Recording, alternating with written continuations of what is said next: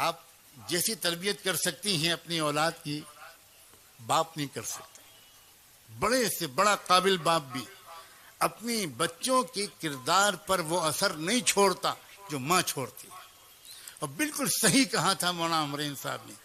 جتنے کامیاب افراد دنیا کی تاریخ میں بنے ہیں، آپ محدثین کی تاریخ دیکھو، آپ مفسرین کی دیکھو، آپ فقہا کی دیکھو، آپ مشائخ صوفیہ کی دیکھو، آپ ادبا کی دیکھو، جتنے بھی زندہ دل اور مؤثر شخصیات دنیا میں پیدا ہوئی ہیں، ان کی تربیت میں ان کی ماں کا حصہ ان کے باپ سے اکثر زیادہ رہا.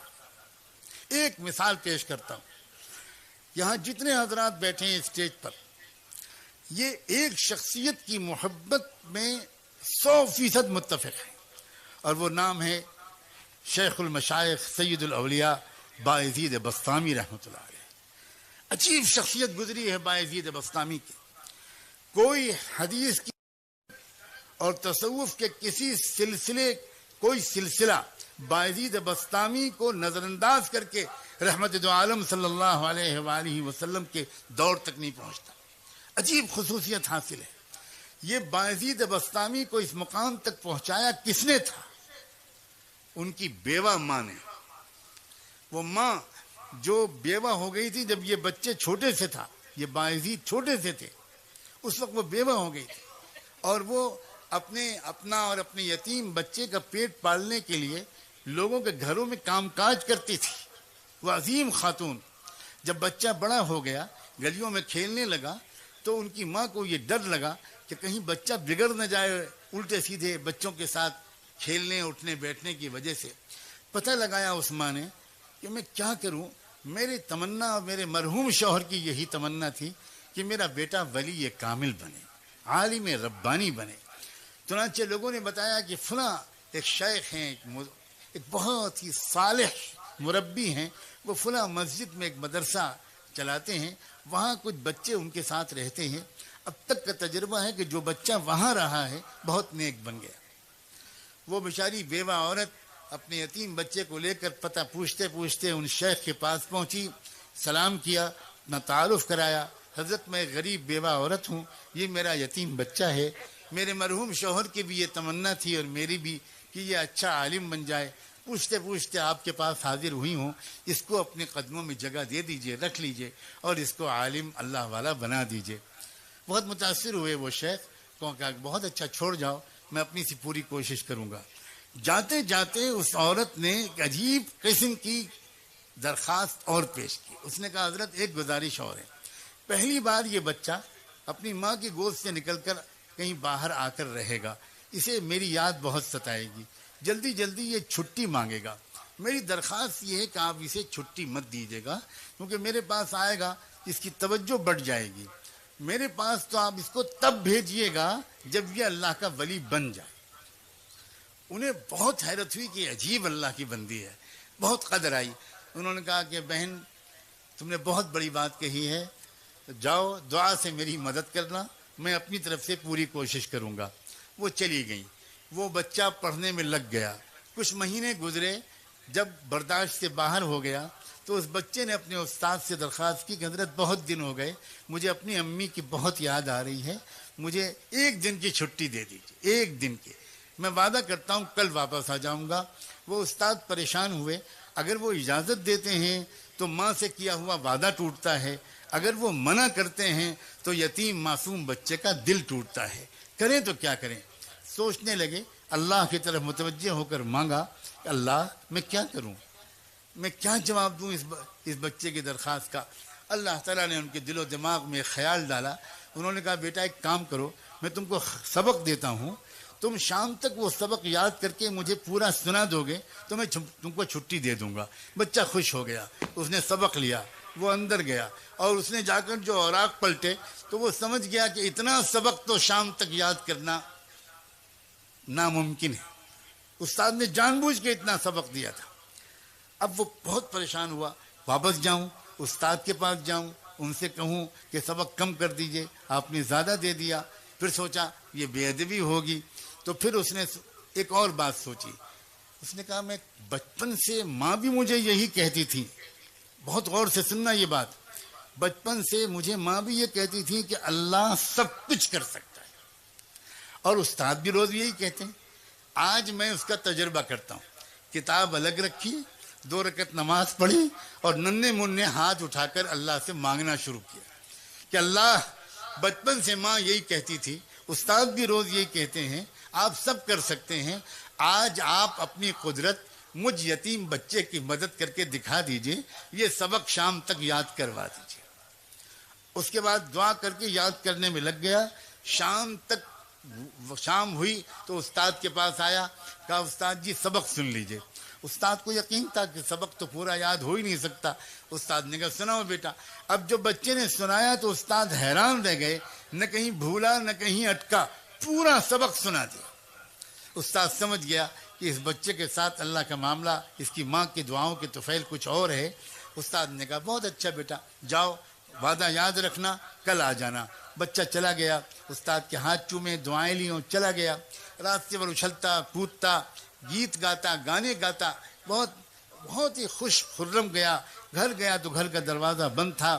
دروازے پہ آواز دی، 1 بار آواز دی، کوئی جواب نہیں آیا۔ 2 بار پکارا، کوئی جواب نہیں آیا۔ تیسری بار پھر پکار کر کہا امی دروازہ کھولیے، تو اندر سے جواب آیا یہ کون ہے دروازے پر؟ تو باہر سے بچے نے کہا کہ امی میں آپ کا بایزید ہوں، دروازہ کھولیے۔ تو ماں نے کہا کہ کون بایزید؟ یہ والا میرا بایزید نہیں ہو سکتا، میرا بایزید تو تب آئے گا جب اللہ کا ولی بن جائے گا۔ استاد نے مجھ سے وعدہ کیا تھا، اور استاد وعدہ خلافی نہیں کر سکتے، یہ میرا بایزید نہیں ہو سکتا۔ سمجھ گیا بچہ کہ ماں کی مرضی نہیں ہے کہ میں گھر کے اندر جاؤں۔ وہیں کھڑے بہت دیر تک روتا رہا۔ اس کے بعد روتے ہوئے مدرسے واپس آ گیا۔ استاد کے پاس حاضر ہوا، سلام کیا تو استاد حیران رہ گئے، کیا ہوا بیٹا خیریت؟ تو جب بچے نے اپنی کہانی سنانے کے لیے چہرہ اوپر اٹھایا تو استاد نے دیکھا کہ آنکھیں بالکل آنسوؤں سے بھری ہوئی ہیں، چہرہ لال ہے۔ تو استاد نے جلدی سے اٹھا کر گود میں لیا، اپنے عمامے کے کونے سے بچے کے آنسو پوچھے، کہا بیٹا بات کیا، خیریت تو ہے؟ کیا تم واپس کیوں آ گئے؟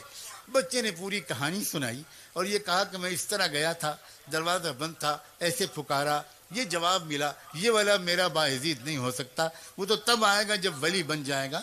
میں سمجھ گیا میری ماں نہیں چاہتی، میں واپس آ گیا۔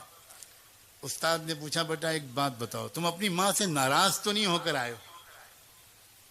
ماؤں اپنے مقام کو پہچانو، اور نوجوانوں تم اپنی ماؤں کے مقام کو پہچانو۔ تم ماں سے، تو اس نے کہا کہ تم اپنی ماں سے ناراض ہو کر تو نہیں آئے بیٹا؟ اس نے کہا کہ حضرت دل ٹوٹا بہت ہے اور آنکھیں بہی بہت ہیں، لیکن میں ناراض نہیں ہوں، میں سمجھ گیا کہ وہ میرا بھلا چاہتی ہیں۔ اب استاد میں چاہے جتنی ضد کروں آپ مجھے چھٹی مت دیجیے گا۔ اتنی درخواست اور ہے کہ یہ دعا کر دیجئے کہ میری ماں کام کرتے کرتے بیمار رہنے لگی ہیں، ذرا ان کی زندگی میں اتنی برکت ہو جائے کہ وہ مجھے کچھ بنا ہوا دیکھ لیں، ان کی تمنا پوری ہو جائے، ان کی آنکھیں ٹھنڈی ہو جائیں۔ استاد نے کہا بیٹا میں روز یہ دعا مانگوں گا۔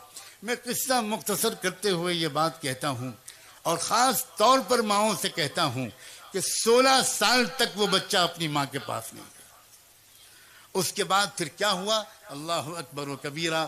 ایک رات تھی، تہجد کے وقت تہجد کی نماز پڑھ کے وہ استاد ذرا آرام کرنے کے لیے لیٹے تو ان کو زیارت ہوئی رحمت دو عالم صلی اللہ علیہ وآلہ وسلم کی، اور آپ نے اپن شیخ سے اس رویائے صالحہ میں، اس بابرکت سچے خواب میں یہ فرمایا کہ دیکھو وہ جو جنید ہے، وہ جو باعزید ہے، نوجوان تمہارے یہاں، اس کی تربیت مکمل ہو گئی اور اس کو ولایت کبریٰ کا جھنڈا دے دیا گیا۔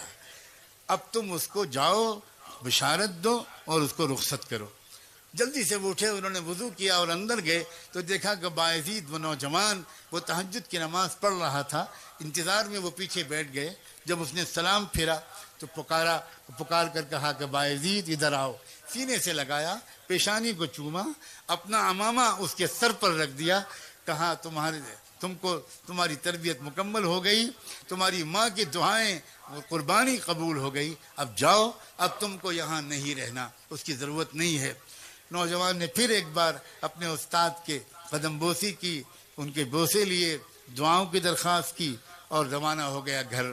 آج بھی دروازہ بند تھا، لیکن آج ہوا یہ کہ جب اس نے آواز دی تو پہلی آواز پر ماں نے دوڑ کر دروازہ کھولا اور دیکھا کہ سامنے وہ نوجوان تقوی کا، سنت و شریعت کا نور پیشانی سے چھلکتا ہوا. پوچھا بیٹا آ گیا میرا لال؟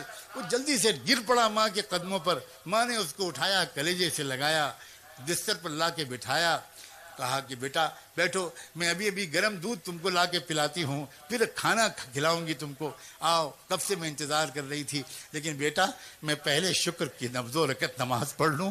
پٹا پرانا بوریا بچھایا، 2 رکعت نماز شکر پڑھی اور کہا اللہ میں اسی دن کے لیے آپ سے جینے کی توفیق مانگتی تھی کہ زندہ رکھیے گا تاکہ میں دیکھ سکوں اپنے بیٹے کو. اب آپ جب چاہیں ایمان کے ساتھ مجھے بلا لے، اب مجھے جینے کی کوئی تمنا نہیں.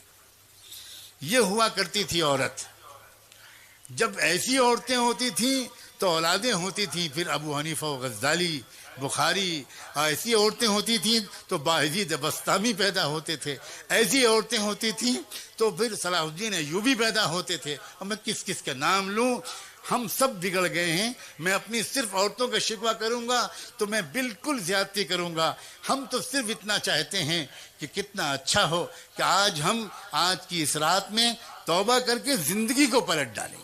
نوجوان بھی، مرد بھی، عورتیں بھی، بہویں بھی، بیٹیاں بھی، نئی نویلی دلہنیں بھی، بوڑھے بھی، صحافی بھی، تاجر بھی، علماء بھی، طلبہ بھی، مدرسین بھی، پروفیشنلز بھی، ایجوکیٹڈ کلاس بھی، انٹلیکچوئلز بھی، سب یہ محسوس کریں کہ یقیناً ہم سے غلطیاں ہوئی ہیں جس کی وجہ سے آج ہم کو یہ دن دیکھنے پڑ رہے ہیں، اور ان غلطیوں کو ہم بدلنا شروع کریں. انشاءاللہ حالات اسی رخ پر چلے جائیں گے.